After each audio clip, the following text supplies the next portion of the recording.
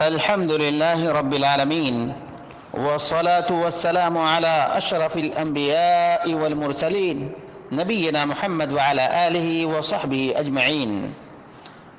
قال الله تعالى: يريد الله بكم اليسر ولا يريد بكم العسر.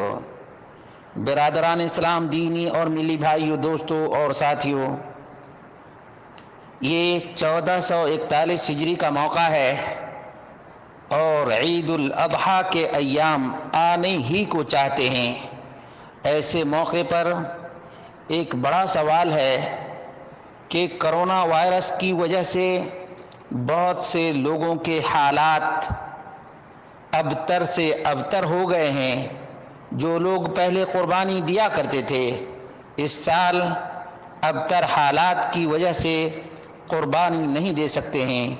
تو کیا ان کے لیے کوئی ایسا عمل ہے جسے انجام دے کر قربانی کا اجر و ثواب حاصل کر سکیں؟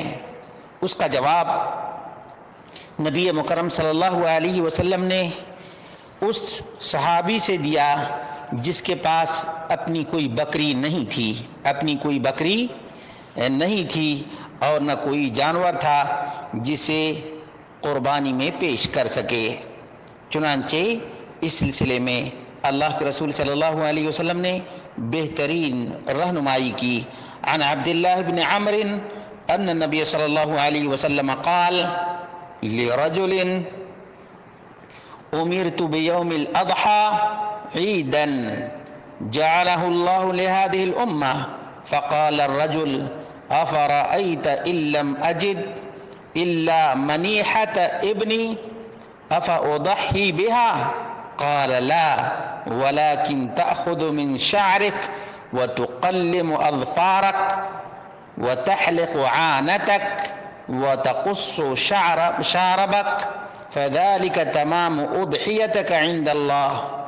عبداللہ بن عمرو بن عاص بیان کرتے ہیں کہ نبی مکرم صلی اللہ علیہ وسلم نے ایک آدمی سے کہا کہ مجھے بقرعید کے دن حکم دیا گیا ہے اور یہ اس امت کے لیے عید ہے. آدمی نے کہا کہ اللہ کے رسول، اگر میرے پاس عاریتاً دی ہوئی ایک بکری ہی ہو اور اس کے علاوہ میرے پاس کچھ بھی نہ ہو تو کیا میں اسی عاریتاً دی گئی بکری کو بطور قربانی پیش کر سکتا ہوں؟ نبی مکرم صلی اللہ علیہ وسلم نے فرمایا کہ نہیں، لیکن ایک بات یاد رکھو، وہ یہ کہ تم بقرعید کے دن، عید الاضحیٰ کے دن اپنے بال کاٹ لو، اپنے ناخن تراش لو اور زیر ناف بال صاف کر لو اور اپنی مونچھ کو پست کر لو، کاٹ لو، تو تمہیں اللہ رب العالمین کے نزدیک مکمل قربانی کا اجر اور ثواب ملے گا. یہ حدیث صحیح بھی ہے اور حسن بھی ہے. مسند احمد جلد نمبر 2 صفحہ نمبر 169 پر ہے. ابو داود میں 2789 نمبر فی الاضاحی باب ما جاء فی ایجاب الاضاحی. اسی طرح سے دارقطنی جلد نمبر 4 صفحہ نمبر 282 پر ہے. مستدرک حاکم جلد نمبر 4 صفحہ نمبر 223 پر ہے اور بیہقی کے اندر بھی جلد نمبر 9 صفحہ نمبر 263 اور 264. اور اسی طرح سے شرح مشکل الاثار للطحاوی 5530 نمبر کی روایت ہے اور 6161 نمبر کی روایت ہے. معلوم یہ ہوا کہ یہ روایت بالکل درست ہے اور ان تمام مسکینوں کے لیے مزدہ ہے، بشارت ہے اور خوشخبری ہے.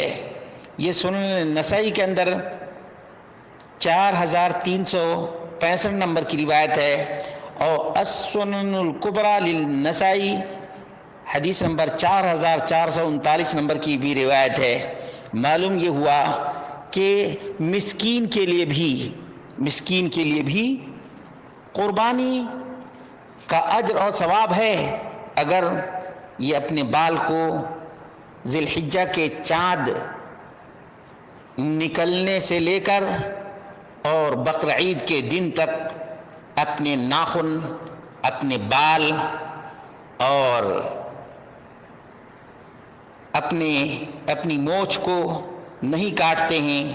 عید الاضحیٰ کے دن نماز عید کے بعد اپنے بال، ناخن، مونچھ اور زیر ناف بال کو صاف کریں تو انہیں بھی، ان مسکینوں کو بھی اللہ رب العالمین کے نزدیک قربانی کا اجر اور ثواب ملے گا۔ اس سلسلے میں شیخ ناصر الدین الالبانی نے ضعیف کا حکم لگایا تھا عیسیٰ بن ہلال الصدفی کی وجہ سے اور ان کی جہالت کی وجہ سے، حالانکہ یہ مجہول راوی نہیں